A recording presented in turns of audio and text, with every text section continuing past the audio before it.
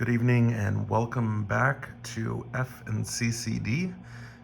Tonight, in honor of Nikon's unveiling of the new Z6 III camera, which looks amazing, and I might see if I can buy it. I have decided to finally bring to you a video that I have been meaning to make for a while, and honestly, it's not even going to be that long of a video. But it's an important topic that I hope that you will enjoy. So first of all, we're going to set aside these lovely lenses. We will come back to them later. All right. Inside this bag is one of the least expensive, smallest, lightest, most compact camera kits that you can possibly buy. Did I say least expensive? I think I did. Okay, so without any further ado, here we go. This is the Nikon D40. All right, so I'm actually going to take off this. I meant to take this off earlier. This is just a protective filter, which I don't really care for. So this is the 35 1.8G DX lens. Such a cool lens on this DX frame, on this DX sensor body. It is pretty close to a 50 millimeter angle of view. Let me set this up aside for a second. It produces like a similar image to a 50 millimeter on a full frame camera. This lens is very lightweight, very compact, fast at f1.8, does a great job. Some of my favorite pictures have been taken with this lens. So anyway, I'm not really talking about the lens, but the lens is integral to the kit with this body. So the D40, I'm not going to go through all the specs for you. What I am going to do is I'm going to tell you how much I love this camera, and we'll just start there. So I bought this camera on eBay for $20 some dollars, $21 plus shipping. And it had a very low shutter count. I want to say like 1,600 actuations, and I just bought it like maybe a year ago. Actually, I think it was pretty close to a little over a year ago.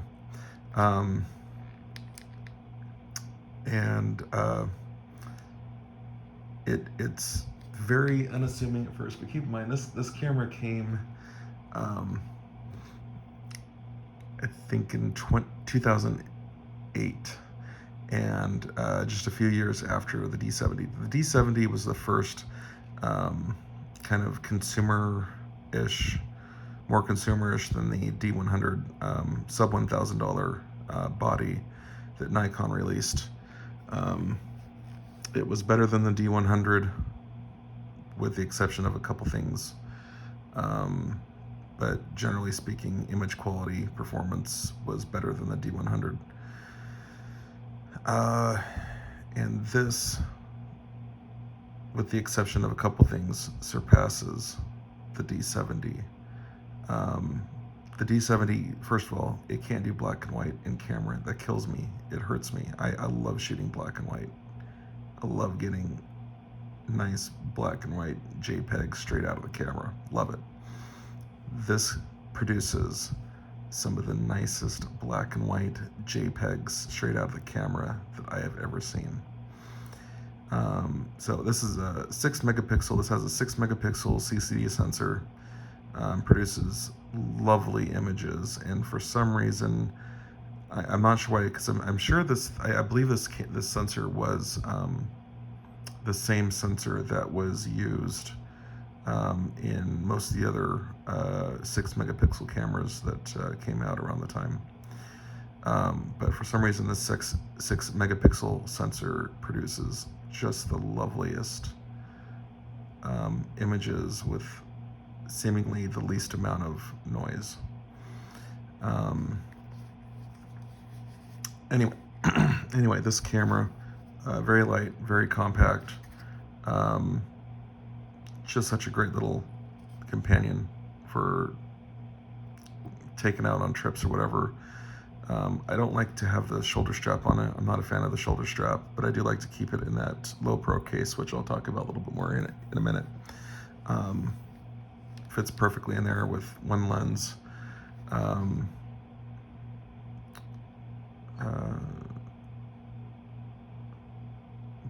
All right, well, let's see here. Do I have any pictures on this?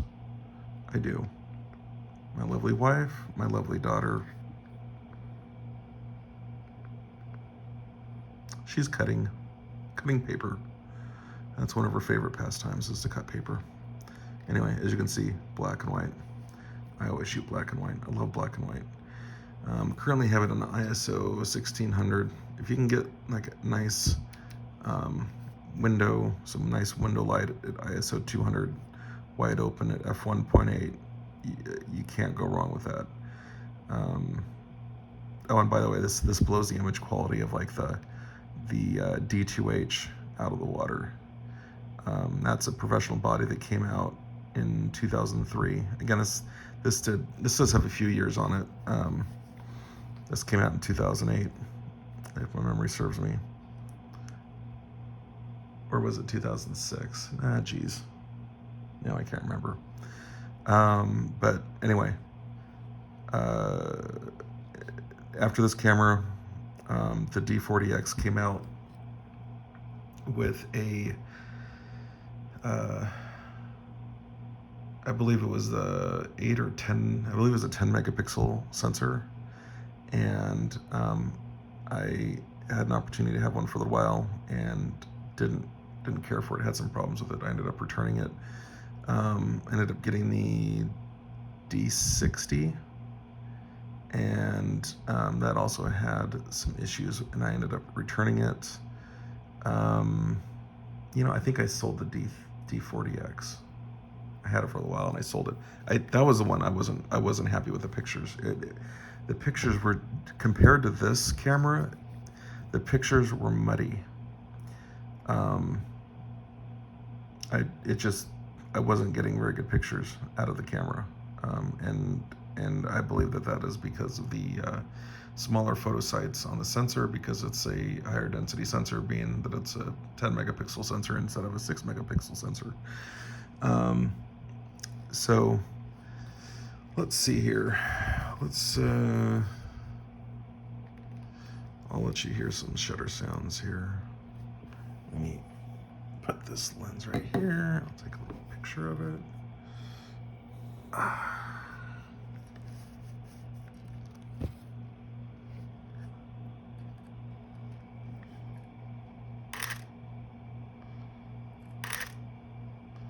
There we go. Nice picture of the old Nikon Nikkor Q 135 3.5 lens. And another thing I like about this camera is that I can just zoom easily in and out on a picture, just inspect it. Looks pretty sharp to me. Look at that. Not bad. I can move over here. See if I get any of the, nope, I didn't get the lens nomenclature in focus. Oh well, that's okay. It looks pretty dang good though. Anyway, here's another super cool, and by the way, this camera, in terms of operating it, it's just as sluggish as the D70. It doesn't really operate any faster in terms of frame rate or response time when you press the shutter release. So it's generally the same there. It's a very consumer oriented camera, just not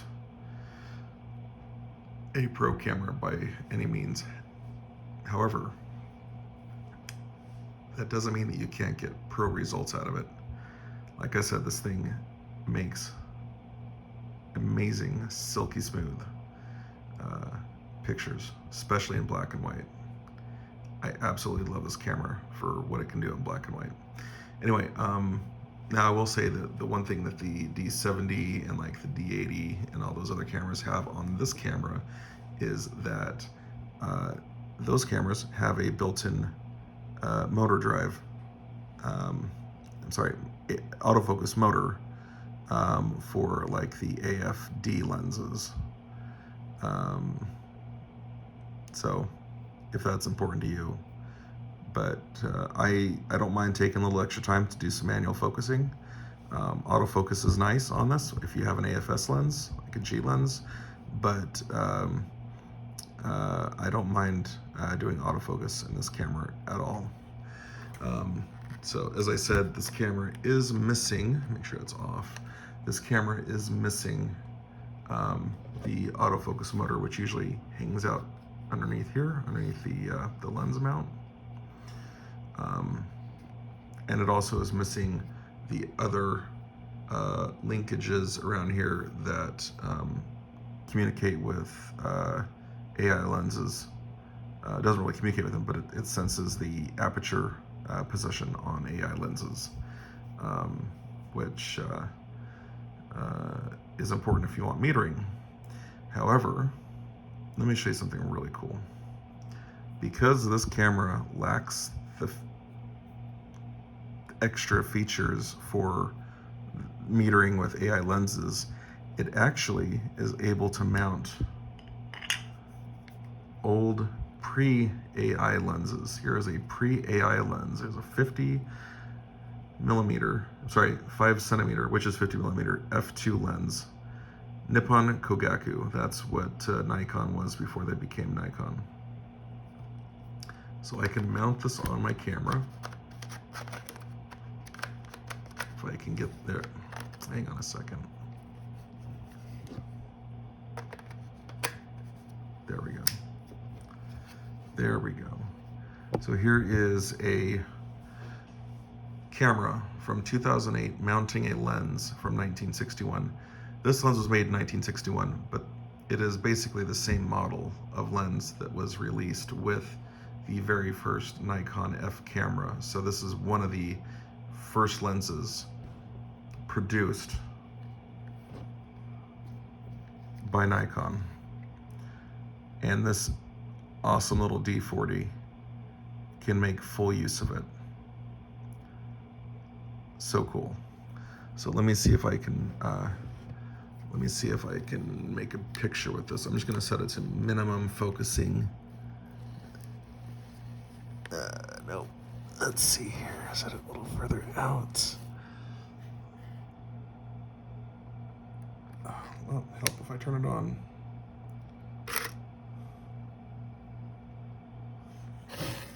Hang on a second. All right. Well, there you go. Kind of works. Its focus distance isn't quite as short as the other lens I was using, and it's a different focal length anyway. But you can see that it works. And this 135 lens, a little bit newer than this 50 lens, but these two designs were the ones that were released with the original Nikon F. So these are some of the oldest lenses that you can buy. These were the original kit. And again, these all can be used on this old camera, and they do not need to be AI'd or modified in any way. Just use them as is in their original design. So actually, the lens weighs more than the camera, which is crazy. I don't really recommend walking around a long time with this setup because it's a little exhausting holding onto this behemoth, this awkward thing, for any real length of time. So, but it works. You can absolutely operate it by this. And basically, you're just going to be metering through trial and error. You're going to take a picture, you're going to see if it's dark or light, you're going to make adjustments. It's all manual. But it's okay, you'll live, and you'll probably thank me, because this will most likely, if you're into this sort of thing, this will inspire you to get out and make pictures that you probably wouldn't have made otherwise. And I can tell you that I've done a lot of that with my old lenses, and such a cool thing to do, just bringing these old lenses back to life. These lenses are also amazing with mirrorless cameras. They produce such lovely results. Don't expect anything that compares to modern lenses. It's a totally different image quality. It's not bad by any means. It's not bad. It's different and it's beautiful. So if you can embrace that, you'll be very happy. But anyway, back to this camera.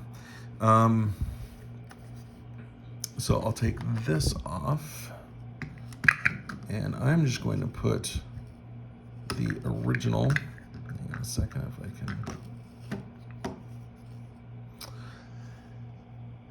put the original 35 1.8 back on it. So again, favorite kit to carry around. So let me put, well, hang on a second. You just look at that for a second. I'm going to take this thing off. Okay. Put this back on. And if you're the kind of people who need a lens hood, just put that back on. And this is the, let me get a nice clear view of this. This is the Low Pro Adventura SH122. I bought this, I think, when it was on sale for like $30. It's a little bit more now. These are such great little bags. I keep a spare battery in here, and I was keeping a spare memory card in here, but I don't really need to do that anymore because I've got that other card in my other Nikon D40 that I've got put away for now. But camera fits in here perfectly, nice and snug. Oh, that popped out. Nice and snug. Now, I've learned the hard way. I just use one zipper, and I zip it all the way over to the other corner. I use the same bag to carry a D70. D70 is just barely, I'd say this bag is just barely big enough to fit a D70, or the D70 is just barely small enough to fit into this bag. And I dropped it in this bag. I dropped the bag with the D70 in it. And I had the zippers all set up in the middle like this. Do you want to guess how this bag landed when it hit the ground? It landed right here on the zipper. And right here on the inside, this hard metal zipper bashed in the bottom edge of my D70 that was in otherwise pretty much mint condition. Absolutely broke my heart. So from now on, I put it all the way over here, and it's least likely to make contact with any part of the camera over here. Keep a little USB cable in here, little aftermarket charger. I think we've got like a lens cap in there in the front. So it's nice, great little strap. I can sling it like a man purse. So works actually quite well. Oh, there was one other thing I forgot to show you. I want to show you something. I don't think you can get a more compact DSLR setup than with this right here. Check this out. Check this out. This is a 50mm pancake lens. 50mm 1.8 pancake. I don't think you can possibly get a more compact DSLR setup than this. Sure, it's manual, but this is compact. This is freaking compact. Look at this. Okay, let me just set that down for a second. I gotta use both hands here. Okay. Okay, just like that. This lens still has about 2 centimeters on this lens and definitely has more girth. Definitely girthier. So if you're into girth, cool. If you're looking for something small, you can't beat this. Nothing smaller than this. I had a D3000, which I sold, which I'm also kind of regretting because that was actually a pretty good camera. It didn't have the same magic that this camera has, but it was actually a pretty decent camera, and I sold it, and I'm kind of kicking myself, but it's okay. I'm happy. I think this lens would still work on there because I don't think the D3000 had any of the mechanical linkages that are needed for the AI lenses. So therefore you can mount non-AI lenses to that camera as well. The problem with mounting, actually no, I'm sorry, this is an AI lens. So yeah, you can mount this to a D3000 or any of the entry-level DSLRs, anything modern. Any modern F mount, so that's fine. I'm sorry, I was getting a little mixed up there. But anyway, this is a hard combo to beat, as well as with the 35 1.8G. So let's put the lens cap on. No, that's not the lens cap. Oh well, let's see here. I have a lens cap for it, a special lens cap, custom made. Here we go. I made these lens caps. Didn't cost me more than like $10. So it just tells me what kind of mount it is, AIS, so I know I can use it on any DSLR. 51.8, and I like to know the year that it was made. I just like to have that reference. So this is one of my newer old manual lenses. So now at this point, this almost becomes too small for the camera bag. So put that in there, and it can actually flop around a little bit in there. So I don't know if I'd really recommend that, but if you got a camera strap, walking around town, whatever, on vacation, whatever, street photography, this is pretty slick. Of course, this is like a 75mm lens, would be on a full frame camera. Still pretty neat. Anyway, I think that is it. I think that's all I wanted to share with you about the D40. For beginners out there, this would be a perfect, hang on a second, let me take this off, put this on. This would be a perfect setup for beginners. You want to get into portrait photography? Get one of these, or one of these. This is the 50mm 1.8G. So this has autofocus. This does not. Get these. This lens, if you look hard enough, you can get it for $100. This lens, $100 all day long, maybe even less. This lens, I forget how much I paid for this lens. I want to say 70. So great deal for a good lens. Not quite as nice as this, but I think optically, I think they're pretty dang close.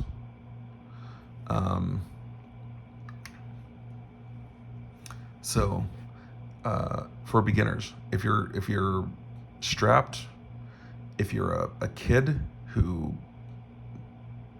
barely gets any money on the weekends, babysitting, whatever, get a D40, get it on eBay for like $20-$30 plus shipping. You have to look hard for them, but they're there. Probably have to do a bid. I won this by waiting to the very last second to put in my bid, and I got it for like $21. The buy it nows, those always are a little bit more money. The lenses, same thing with the lenses. If it's a bid, you can usually get them for $100 or less. I think I got this for $80 plus $10 shipping, something like that. So best kit, most lightweight, smallest, best image quality for under 150 bucks. You can't beat this. Take that Z6 III. Take it. Put that in your pipe and smoke it. Anyway, thanks for watching. So glad you watched this video. I hope that you'll subscribe to my channel. If you like this type of content, please consider subscribing. Please like this video. It will help me bring more videos to you in the future. And as you can see, I have plenty of videos to make, considering all these cool lenses that I have to review. So anyway, thanks again for watching. See you next time. Take care.